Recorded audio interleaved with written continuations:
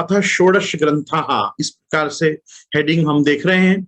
और अथ षोडश ग्रंथाः, जैसे वल्लभ संप्रदाय में आप देखोगे कि महाप्रभु जी के ये छोटे छोटे प्रकीर्ण ग्रंथ जो हैं, इन ग्रंथों को बहुत सम्मान मिला है संप्रदाय में। श्री हरिराय महाप्रभु ने तो एक श्लोक में इन 16 ग्रंथों को भी निबद्ध किया है। हमारे बाल बोधनी के बच्चे तो वो सब श्लोक कंठस्थ करते ही हैं। इसी क्रम से वो लोग ये पूरे षोडश ग्रंथ याद भी रखते हैं। और मैं खास कहना चाहूंगा कि संप्रदाय में बड़े बड़े मतलब पुराने पुराने वैष्णवों को भी ये 16 ग्रंथों के नाम क्रमानुसार याद नहीं होते। जिस क्रम में ये हरिराय जी ने बांधे हैं, स्वयं श्री हरिराय महाप्रभु ने परिश्रम करके जो प्रकार से ये षोडश ग्रंथों को सेट किया है, उस क्रम से लोग नहीं बोल पाते। लेकिन श्री हरिराय जी ने हमको एक प्रकार बताया है, यमुना बाल मुक्ताश्च पुष्टि सिद्धांत रत्न मम विवेक कृष्ण चतुः भक्ति जप संन्यानी सेवनात्। ये श्लोक के द्वारा यमुना यमुनाष्टक, बाल बालबोध, मुक्ताश्च सिद्धांत मुक्तावली, पुष्टि मतलब पुष्टि प्रवाह मर्यादा भेद, सिद्धांत रहस्य, रत्न मतलब नवरत्न, और मम मतलब मैं, अंतःकरण प्रबोध, श्री महाप्रभु जी ने लिखा ना अंतःकरण प्रबोध, और विवेक कृष्ण, विवेक धैर्याश्रय, कृष्ण कृष्णाश्रय, चतुः भक्ति चतुश्लोकी और भक्तिवर्धिनी, जलभेद, पंचपद्यानी, जप संन्यानी संन्यास निर्णय, निरोध लक्षण और सेवा फलम। तो ये एक श्लोक में श्री हरिराय जी, मैं धीरे धीरे बोलता हूं, आप लोगों में से जो नोट करना चाहे आप लिख सकते हैं। यमुना बाल मुक्ताश्च पुष्टि सिद्धांत रत्न मम विवेक कृष्ण चतुः भक्ति जप संन्यानी सेवनात्। तो इस प्रकार से आप 16 ग्रंथों को याद रख सकते हैं। यमुना बाल मुक्ताश्च पुष्टि सिद्धांत रत्न मम विवेक कृष्ण चतुः भक्ति जप जलभेद पंचपद्यानी, जप जलभेद पंचपद्यानी, संन्यानी संन्यास निर्णय और निरोध लक्षण, और सेवनात् मतलब सेवा फलम। तो ये प्रकार से हम देख सकते हैं कि पूरा षोडश ग्रंथ हम एक श्लोक से याद भी कर सकते हैं और फिर इनके क्रम हमको याद भी आ जाते हैं। तो इस प्रकार से ये षोडश ग्रंथाः हमको कुछ एक आध दो ग्रंथों को छोड़ दो, जैसे श्री यमुनाष्टकम और अंतःकरण प्रबोध, तो हमको पूरे 84 वैष्णवों का भी स्मरण हो आता है। कोई ग्रंथ राणा व्यास जी के लिए लिखा गया है, कोई ग्रंथ फूला मिश्र जी के लिए लिखा गया है, कोई राजा दुबे माधव दुबे के लिए लिखा है, कोई नरहरि सन्यासी के लिए लिखा है, कोई विष्णुदास छिपा के लिए लिखा गया है, कोई ग्रंथ नारायण दास कायस्थ के लिए लिखा गया है, कोई ग्रंथ अच्युत दास सनोडिया जी के लिए लिखा गया है।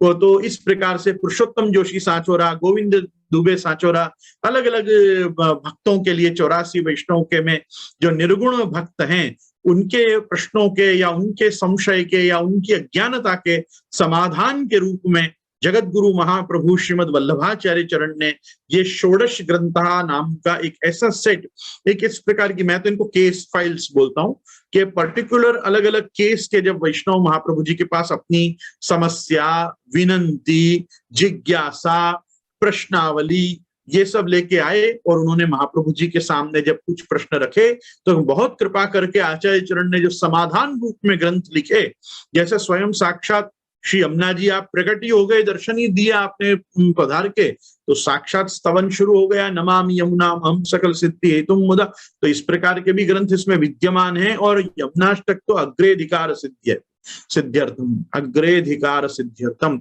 अपना महाप्रभु जी की वाणी में अधिकार सिद्ध हो, इसलिए षोडश ग्रंथ के प्रारंभ में यमुनाष्टक रखा गया है।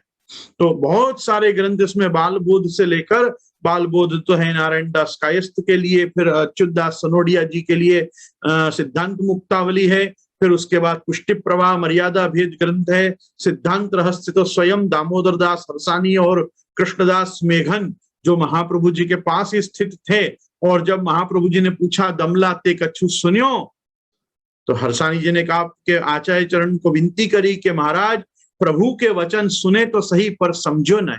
तो जब वो समझो नहीं तो उसको समझाने के लिए उनको और कृष्णदास मेघन को महाप्रभु जी ने सिद्धांत रहस्य लिखा। इसी प्रकार से नवरत्न लिखा गया गोविंद दुबे जी के लिए। फिर बाद में नवरत्न के बाद अंतःकरण प्रबोध तो श्री महाप्रभु जी ने खुद को समझाने के लिए ही लिखा, क्योंकि महाप्रभु जी ने प्रभु ने 2 बार आज्ञा करी कि अब आप पृथ्वी लोक के सब कार्य पूरे करके भूमि में से आप पुनश्च गोलोक में पधारो। तो महाप्रभु जी ने जो ठाकुर जी की आज्ञा नहीं मानी कि नहीं अभी दैवी जीवों का उद्धार बाकी है, अभी भागवत जी के 10वें स्कंद की सुबोधनी संपूर्ण नहीं हुई है, और बहुत से अन्य कारणों से कि अभी जो है वो श्री गोपीनाथ जी गुसाई जी की अभी तो यज्ञोपवीत बाकी है, इनको संप्रदाय सौंपना बाकी है, अन्य सब निधि स्वरूप अभी पधार रहे हैं धीरे धीरे। तो मैं अभी जो जो कार्य मेरे करने हैं वो करने के बाद ही मैं आऊंगा। तो आज्ञा पूर्वम तो या जाता गंगा सागर संगमे यापि पश्चान्न मधुवने न कृतम तद्वयम मया देहदेश परित्याग तृतीयो लोक गोचरा। जब तृतीय आज्ञा प्रभु की भई तो उन्होंने अपने आप को समझाया कि भाई क्यों 2 आज्ञा अपन ने नहीं मानी, प्रभु की तीसरी आज्ञा आप जब माननी है तो उस समय क्या विचार करना। तो अंतःकरण प्रबोध, फिर बाद में चतुश्लोकी है राणा व्यास जी के लिए, फिर कृष्णाश्रय है बूला मिश्र के लिए, और भक्तिवर्धनी है पुरुषोत्तम जोशी सांचोरा के लिए। तो इस प्रकार से आप देखेंगे तो धीरे धीरे आपको पता चले। संन्यास निर्णय तो खुद नरहरि सन्यासी जी को महाप्रभु जी ने उपदेश किया। सेवा फल जैसा कठिन ग्रंथ जो स्वयं विष्णुदास छीपा ने महाप्रभु जी को लिखा कि आपने क्या लिख के भेजा है, ये मेरी बुद्धि को बुद्धिगम्य नहीं हो पा रहा है, आप कृपा करके इसको थोड़ा एलॉबरेट करो और अच्छे ढंग से आप समझाओ। तो आपने स्वयं कृपा करके फिर सेवा फल विवरणम, उसकी पहली टीका भी श्री महाप्रभु जी ने ही करके उनको भेजी। तो ऐसे दिव्य ग्रंथों का ये इंडिविजुअल इंडिपेंडेंट केस फाइल्स के रूप में तत्कालीन पुष्टि भक्तों के जो गंभीर आदिदैविक अलौकिक प्रश्न थे, उन आदिदैविक अलौकिक प्रश्नों के उत्तर के साथ साथ उनके जीवन के लौकिक का भी समाधान करते हुए, आदि भौतिक लौकिक वस्तुओं का भी खुलासा करते हुए, एक आर्ट ऑफ लिविंग के रूप में पुष्टि मार्ग को प्रकट करते हुए 500 साल बाद के वैष्णव भी इन सिद्धांतों से लाभान्वित होकर कैसे अपने जीवन को जिए, उस चीज को समझाते हुए आपने ये षोडश ग्रंथ प्रकट किए। इन षोडश ग्रंथों का संकलन प्राचीन 2 आचार्यों ने किया, एक श्री हरिराय महाप्रभु और एक टीकाकार हुए हैं द्वारकेश चरण। वो द्वारकेश चरण ने और आप श्री हरिराय महाप्रभु ने मिलकर, और इस प्रकार से ये एक सिलेबस के रूप में, एक पूरे सांप्रदायिक संविधान के रूप में ये निर्गुण भक्तों के लिए बनाए गए शुद्ध पुष्टि भक्ति की निर्गुण भक्ति की जो धारा है वो उस अविरल धारा को निरंतर प्रवाहित करते रहने के लिए श्री हरिराय जी ने ये संकल्प लिया कि क्यों ना हम इसको एक सेट के रूप में वैष्णवों को दें। जैसे मध्व संप्रदाय में ऐसे छोटे छोटे ग्रंथ जो जगत गुरु श्रीमन मध्वाचार्य जी ने किए हैं, उसके सेट को सर्वमूल ग्रंथः नाम से कहा जाता है। तो वहां मध्व संप्रदाय में उन छोटे छोटे ग्रंथों के संकलन को सर्वमूल ग्रंथः ऐसा कहा जाता है। उसी प्रकार से अपने यहाँ श्री महाप्रभु जी के लिखे हुए छोटे छोटे ग्रंथों को, इनमें 2 छोटे ग्रंथ नहीं है, एक पंचश्लोकी और एक शिक्षा श्लोकी। एक जो महाप्रभु जी ने सबसे छल्ले लिखी शिक्षा श्लोकी वो, और एक पंचश्लोकी जो आपने उपदेश करी वो पंचश्लोकी का कुछ अंश तत्वार्थ दीप निबंध सर्व निर्णय प्रकरण के साधन प्रकरण में भी मिल जाता है, लेकिन ये एक स्वतंत्र ग्रंथ भी है पंचश्लोकी। तो पंचश्लोकी और शिक्षा श्लोक ये 2 वस्तु इस सेट में नहीं है। उसके अलावा जितने भी छोटे ग्रंथों के द्वारा सांकेतिक लक्षणावृत्ति, ये 2 चीज नहीं परंतु निश्चय के साथ जो पुष्टि सिद्धांत को प्रकट किया गया है, for the beginners and practitioners, for the beginners and practitioners, not accomplishers. जिन्होंने अच्छा संप्रदाय को जी लिया है, अच्छा अध्ययन कर लिया है, उनको तो निबंध, सुबोधनी जी, भाष्यादि ग्रंथ में ही जाना चाहिए सीधे। उनको तो महाप्रभु जी की वाणी उस ढंग से पढ़नी चाहिए जिससे लीला के साथ तादात्म्य, एक कनेक्शन बैठे, सेवा और लीला का कनेक्शन हमारे जीवन में बैठे। लेकिन जिसको भी मालूम ही नहीं है क्या है पुष्टि मार्ग, व्हाट इज पुष्टि मार्ग, व्हाई पुष्टि मार्ग, व्हेन पुष्टि मार्ग, फॉर हुम पुष्टि मार्ग, ये सब जो प्रश्न जिनको उठते हो, ऐसे लोगों के लिए, ऐसे सात्विक भगवत भक्तों के लिए ये षोडश ग्रंथाः बनाए गए हैं। इनमें time management, stress management, frustration, depression को इलाज करने के सब सिद्धांत, ये सब भी इसमें विराज रहे हैं। ऐसा है कि जीवन में जिसकी जैसी आवश्यकता, महाप्रभु जी की वाणी तो कल्पवृक्ष है, महाप्रभु जी की वाणी चिंतामणि है, महाप्रभु जी की वाणी कामधेनु है। आप जो मांगोगे महाप्रभु जी की वाणी में से वो निर्झरित, निश्रित, प्रवाहित, निष्पन्न होकर आपको प्राप्त हो जाएगा। किसी को लौकिक ही लौकिक चाहिए, महाप्रभु जी की वाणी में से आपको क्या लगता है लौकिक नहीं मिलेगा? डेफिनेटली मिलेगा, आपको लौकिक में भी सब उद्धार होगा, लेकिन आप उसका प्रयोग गलत जगह कर रहे हैं।